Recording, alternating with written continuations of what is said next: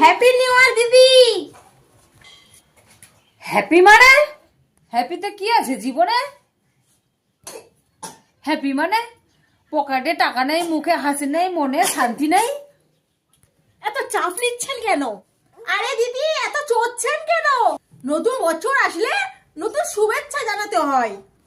শুভেচ্ছাটা আবার কিসের? আমার কি নতুন বিয়ে হয়েছে না নতুন একটা বাচ্চা হয়েছে? হ্যাঁ না শুভেচ্ছা জানাচ্ছেন?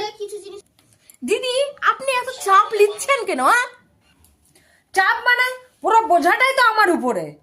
আর নতুন বছরে নতুনটা কি এসেছে?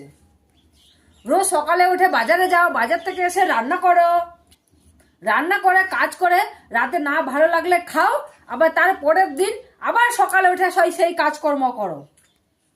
বলেন এটা নতুনটা কি হলো বলেন?